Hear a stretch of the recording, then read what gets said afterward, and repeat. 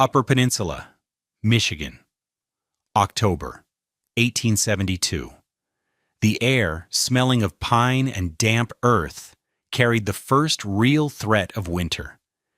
In the small logging settlement carved from the wilderness, men were splitting a season's worth of firewood, chinking walls with mud and moss, and banking their foundations against the coming freeze, all except one. Inside Maciej Kowar's newly raised cabin, something strange was taking shape.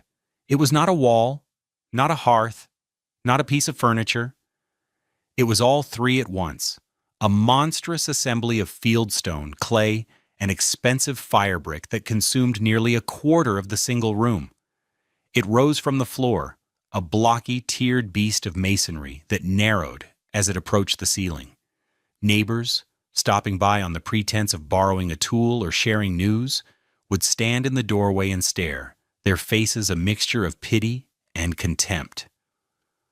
"What in God's name is it, Kovars?" asked Silas Borden, the sawmill foreman. Borden was a practical man, a man who understood the simple, brutal arithmetic of timber and tonnage. He saw the world in board feet and straight lines. Matej's creation was an affront to his sense of efficiency. Matej, a quiet man with hands stained the color of rust and clay, wiped sweat from his brow with the back of his wrist. He gestured with his trowel. "Is stove," he said, his Bohemian accent thick, "and bed." He pointed to a recessed alcove built into the side of the masonry mass, about waist high. It was a stone shelf, 6 feet long and 3 feet wide, just large enough for a man to lie down. Borden let out a short, sharp laugh. Jebediah Stone and Lars Svensson, 2 loggers with him, chuckled along. "A bed?" Borden's voice dripped with incredulity. "You've built your bed inside the stove? It looks more like a coffin, man. A brick coffin. It's the damnedest, most foolish waste of space I've ever seen." The word spread through the settlement as fast as fire in dry slash. Kovas, the greenhorn from the old country, was building a tomb in his own house. He was either crazy or a fool, and on the unforgiving shore of Lake Superior, there was little difference between the two. The mockery was relentless but quiet. Men would nod to him, a slight smirk on their faces. Women would whisper as his wife, Anka, passed by with their 2 small children, the foolish Bohemian and his stone coffin. What did this Bohemian tile stove mason, a man from a land of ancient cities and deep forests, understand about the physics of thermal mass that the most experienced builders and frontiersmen in Michigan's North Woods had missed? Before we unpack the science of how a stone bed can hold the memory of a fire long after it has died, take a moment to subscribe to this channel. We explore the lost wisdom of forgotten innovators, and I promise that by the end of this story, you will understand the profound difference between burning fuel and harvesting warmth. And let us know in the comments, what's the most clever solution you've ever seen for staying warm in the cold? Maciej Kowarz was not a logger. He was not a farmer, a carpenter, or a trapper. He had arrived in America with little more than a set of strange, specialized trowels and a deep, instinctual knowledge passed down through generations. In Bohemia, he had been a kamnaz, a master builder of kachalofen, massive, elegant ceramic tile stoves that were the thermal hearts of homes, castles, and farmhouses. His hands didn't know the feel of an axe handle as well as they knew the precise texture of fire clay, the heft of a soapstone block, the delicate curve of a glazed tile. His world was one of flues, baffles, heat exchangers, and combustion chambers. He understood that fire was a wild, fleeting thing, and the only way to tame it was not to contain its light, but to capture its soul in the dense, patient embrace of stone.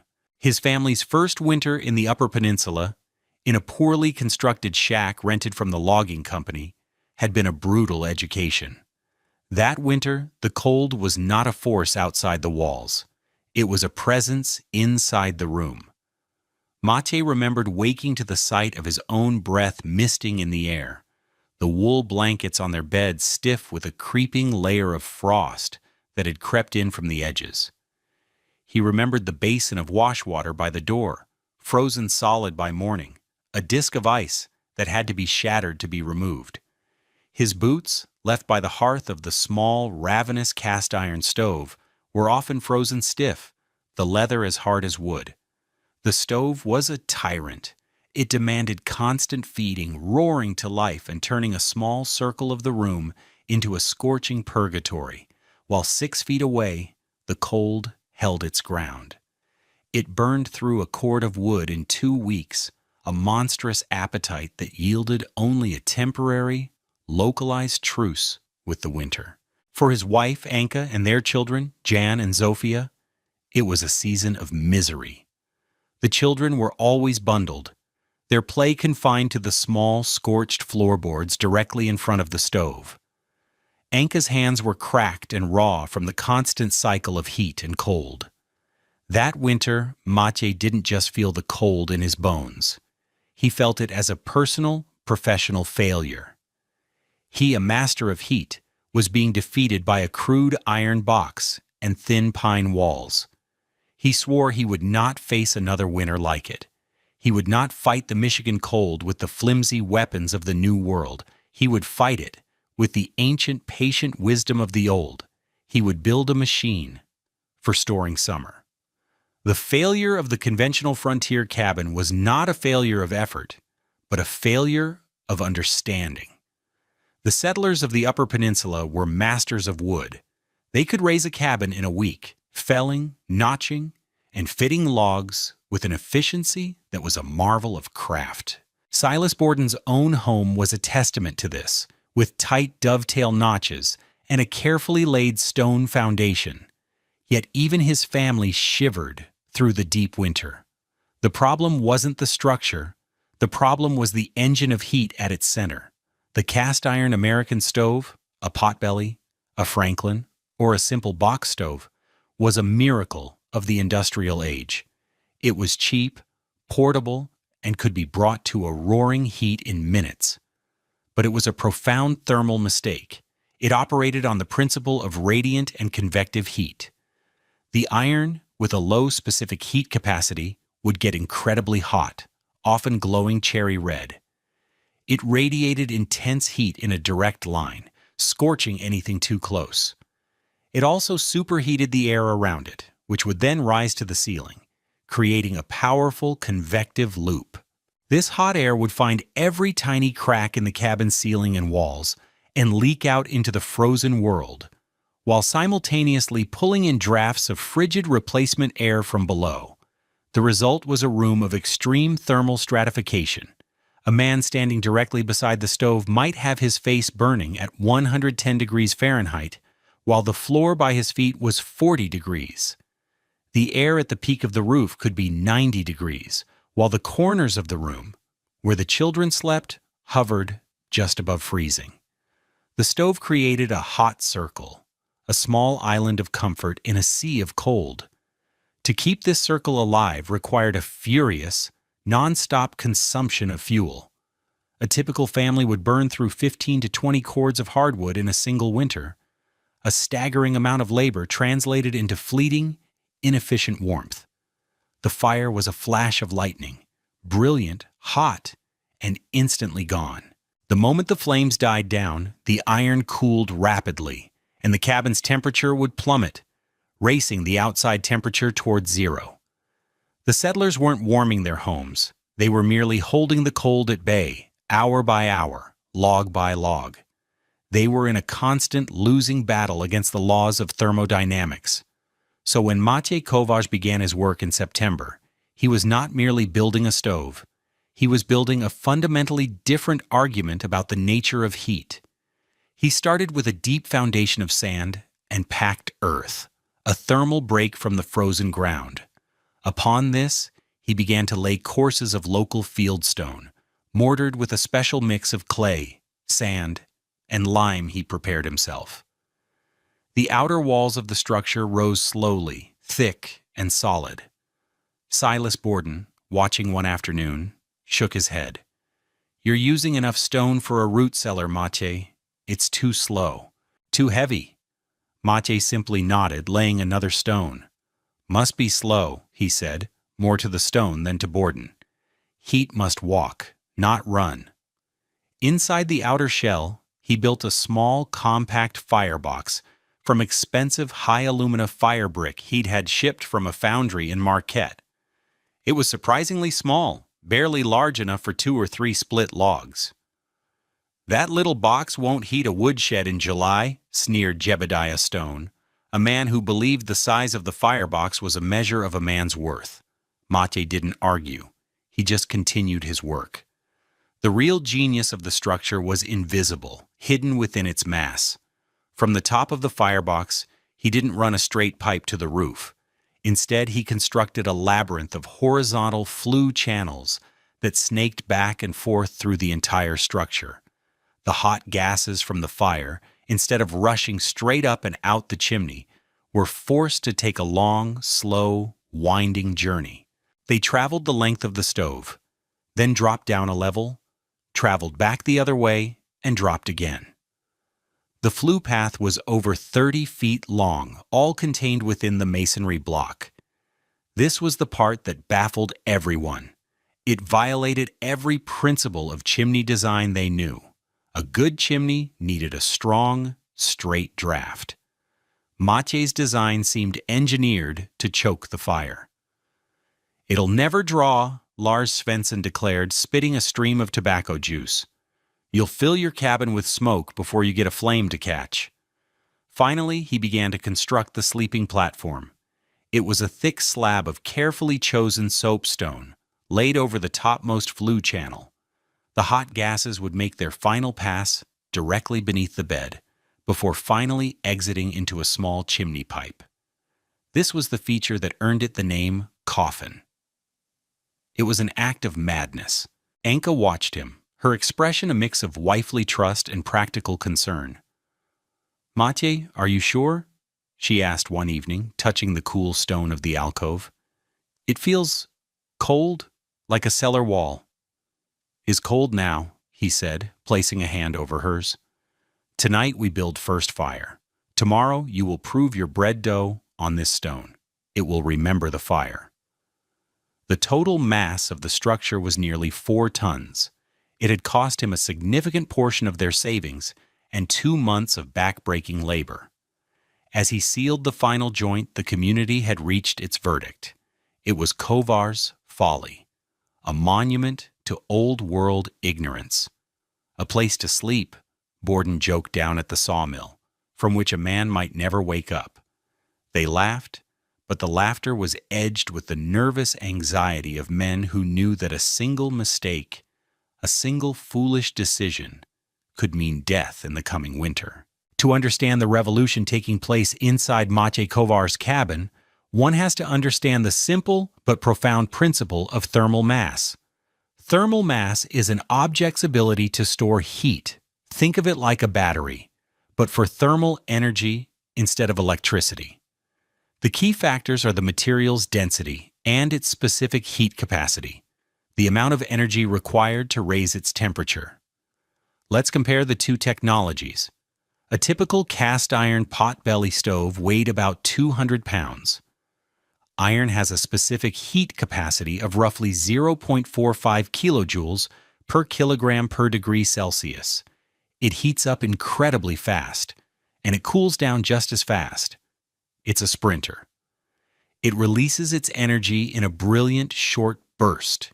To get significant heat, you had to run the stove at a surface temperature of 600 or 700 degrees Fahrenheit, a dangerous and inefficient temperature that incinerated wood, turning much of its potential energy into useless, superheated gas that shot straight out the chimney. The stove stored very few British thermal units, BTUs, in its own mass. It was a conduit, not a container. Now consider Maciej's stove. It was 4 tons, 8,000 pounds, of stone, brick, and mortar. The specific heat capacity of stone and brick is roughly double that of iron, around 0.84 kilojoules per kilogram degree Celsius, So, pound for pound, it could already hold twice the heat. But Mathieu had 40 times the pounds. The total heat storage capacity was immense. His strategy was completely different. He would burn a small, very hot fire for just a couple of hours.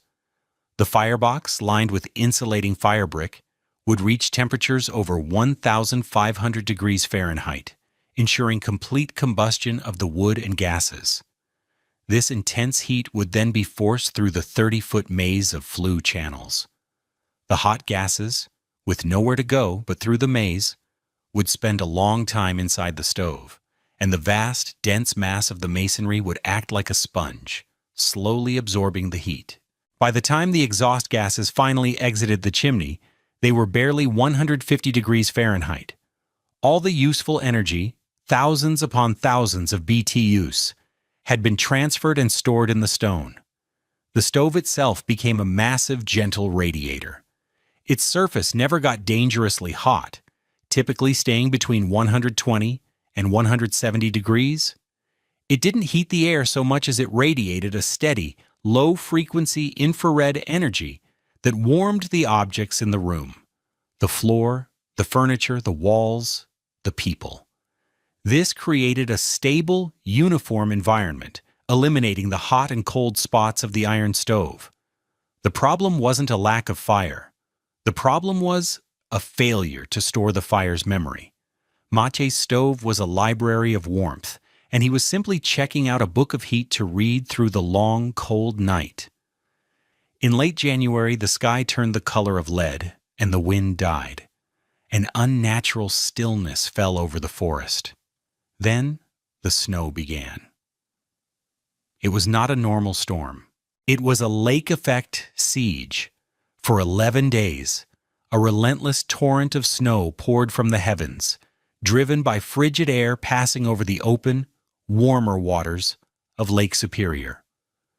The world vanished beneath a blanket of white.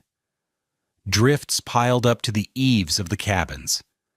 The temperature dropped to 10 below zero, then 20, then held there. Travel became impossible. The settlement was an island, each cabin an island within it. This was the crucible. For the families with iron stoves, it was a waking nightmare. The men could barely keep up. They had to tunnel to their wood piles, hauling in armloads of frozen timber that seemed to be consumed by the stoves as fast as it was loaded. The fires roared day and night. Inside, life shrank back to that small, familiar circle of heat. Frost painted intricate fern-like patterns on the inside of the window panes. At Silas Borden's house, his wife hung blankets over the doorways to create a smaller living space, abandoning the rest of the cabin to the killing cold. Miles away, at a logging camp on the Escanaba River, Borden and a crew of 5 men were caught by the storm while trying to break up a massive log jam. Their temporary shelter, a crude log bunkhouse with a single potbelly stove, was no match for the siege. The wind knifed through the chinking. The stove, glowing red, devoured wood. Yet the men huddled around it still felt the cold seeping into their bones. Their beards and mustaches were rimmed with ice from their own breath. After 3 days, their situation was becoming desperate. But inside the Covage cabin, a different reality existed. The world outside had disappeared, but inside, a quiet, steady warmth prevailed. The air was still and pleasant. There were no drafts. Anka moved about the room in a simple dress, her cheeks flushed not with cold, but with the gentle heat from her work. In the morning, Mathieu would load the small firebox and let it burn hot and fast for 2 hours. The flames would roar, a contained and efficient fury. Then he would shut the dampers. He would do the same in the evening. For the other 20 hours of the day, there was no fire. There was only the stone, breathing out the heat it had inhaled. The domestic warmth was proven in the small details. Jan and Zofia were not bundled in layers of wool. They sat on a bearskin rug on the floor, playing with carved wooden animals, their fingers nimble, their breath not misting in the air. On the side of the masonry stove, away from the firebox, Anka had placed a large bowl of bread dough to rise. The stone shelf was the perfect temperature, a steady 80 degrees, and the dough swelled beautifully. The smell of yeast filled the warm, stable air.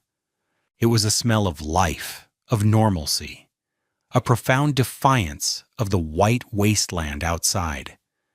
The cold had been so thoroughly defeated that they were not just surviving, they were living. On the 8th day of the siege, Silas Borden made a desperate decision. The bunkhouse was losing the battle, and one of his men, a young French-Canadian named Pierre, was shivering uncontrollably, his face pale.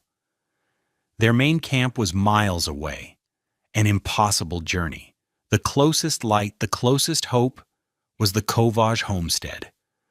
Bundling themselves in every layer they had, Borden and his 3 strongest men set out, half carrying Pierre through the chest-deep snow. It was a brutal, soul-sapping trek. They navigated by instinct, fighting for every step. When they finally saw the faint yellow glow from Mathieu's window, it was like a lighthouse in a frozen ocean. They stumbled to the door, Borden pounding on it with a numb fist. Mathieu opened it, and a wave of calm, gentle warmth washed over them, a physical shock so profound it made them dizzy. They staggered inside, their bodies screaming with the pain of thawing muscles. Borden's first instinct was for the stove. He looked for the roaring, red-hot beast he expected to see, the center of the cabin's life. He saw only the huge, quiet mass of stone. The iron door of the firebox was closed and dark. There was no flicker of light, no roar of flame. "Your fire's out, Covage," Borden said, his voice raspy with concern and confusion. This level of warmth was impossible without a raging fire. Mathieu was helping the men out of their frozen coats. He glanced at the stove. "Since noon," he said quietly. Borden froze. He looked at the simple clock on the wall. It was nearly midnight. 12 hours. He felt a prickle of disbelief, a sense that the laws of nature had been suspended in this small room. He walked toward the masonry structure, the one he had mocked, the one he had called a coffin. He saw the recessed sleeping platform, a clean wool blanket folded upon it. He reached out a hand. His mind braced for what he knew he should feel. He expected the clammy, deep-sunk chill of a tombstone in a winter graveyard. Instead, his palm met a solid, living warmth. It was not a harsh, burning heat, but a steady, pervasive radiance. Like lying on a great slab of sun-baked granite at the end of a long summer day, it was impossible. He pressed his entire hand flat against the soapstone, feeling the gentle, relentless flow of energy into his frozen skin. The stone was breathing heat. Just then Charlie, one of the loggers, fumbled with his gear. His soaking wet woolen mittens, caked with snow and ice, fell from his coat and landed on the edge of the stone bed. No one paid them any mind for a minute as Anka handed them mugs of hot broth. But then Borden saw it, a small, ghostly wisp of vapor rising from one of the mittens. Then another. Within minutes, a steady plume of steam was curling up from the wet wool, rising into the warm, still air. They were steaming dry on a stone bed, hours after the fire had died. The sight broke something in Silas Borden. It shattered his certainty, his lifetime of practical, hard-won knowledge. Everything he thought he knew about fire and warmth was wrong. He looked at the massive stone structure, then at Mathieu, then back at the steaming mittens. He finally understood. He had seen it as a dead thing, a tomb. He was wrong. It was the most alive thing in the room. He found his voice, but it was quiet, filled with a new kind of respect. "You didn't build a stove, Mathieu," he said, the words forming slowly as the revelation crystallized. "You built a harbor." The story of the stranded crew and the night they spent in Kovar's cabin became legend. Silas Borden once the loudest critic, was now Matej's most fervent advocate. He described the steaming mittens, the steady warmth from the dead fire, the quiet miracle he had witnessed, to anyone who would listen. He spoke with the zeal of a convert, his words carrying the weight of his authority as foreman. He convinced the owners of the logging company that Kovach's design was not folly, but a sound economic investment. The following summer, the company hired Matej to oversee the construction of massive heated sleeping platforms in their new bunkhouses. The design was simplified for communal living. Long, low benches of stone and brick running the length of the building, heated by a single, large firebox at one end. The men no longer slept in cold, drafty bunks. They slept on a vast, warm surface that held the heat through the night. The results were immediate and dramatic. Fuel consumption for the camps dropped by over 60%. The men were healthier, suffering fewer respiratory illnesses. They slept soundly, waking up warm and rested, and their productivity increased. The idea, proven in the harsh laboratory of the bunkhouses, began to spread. Homesteaders and farmers from across the Upper Peninsula and into Wisconsin came to see Matej's creation. They took measurements, made sketches, and returned home to build their own versions. The Bohemian stove, or stone bed, began to appear in farmhouses and cabins, a testament to a better way of living with the cold. Matej Kovach, the foolish greenhorn, was now sought out for his wisdom. He shared his knowledge freely, never asking for payment, content to see families warm and safe. The simple, powerful idea Matej Kovach brought to the Michigan frontier was a remarkable anticipation of modern building science. A century later, architects and engineers would give his principles new names: radiant heating, passive solar design, thermal mass energy storage. The concept of using dense materials within a building's envelope to absorb and slowly release heat is now a cornerstone of energy-efficient, sustainable construction. What Matej built with fieldstone and clay is the direct ancestor of modern radiant floor heating systems and tram walls. He didn't have the language of BTUs per pound or specific heat capacity, but he had something more fundamental: a deep, generational understanding of how to make stone and fire work together, not as enemies, but as partners. His Coffin was a high-performance thermal battery, a machine of elegant simplicity that outperformed anything the industrial age had to offer. There is a memory in things. Wood remembers the sun and wind that shaped it. Iron remembers the violent fire of the forge. But stone's memory is the longest and deepest. A flash fire is a shout, a dramatic, energetic burst that is quickly spent and just as quickly forgotten by the air. It leaves no lasting warmth, no lingering story. It is a moment, not a presence. The stone is different. It does not shout. It listens. It absorbs the fire's fierce, brief story, takes that energy into its dense and patient heart, and then tells that story back to the room, not as a shout, but as a long, slow whisper. It holds the warmth long after the flame is ash. It is a library of heat, a reservoir of comfort. The frontier valued the quick, the loud, the powerful, the roar of the saw, the crack of the axe, the blast of the fire. But survival, and eventually comfort, often depended on the quiet, patient, and enduring forces, the qualities of the stone itself. In the heart of the great cold wilderness, Matej Kovach proved a simple, eternal truth. Stone remembers what flame forgets. Thank you for joining us for this story of frontier ingenuity.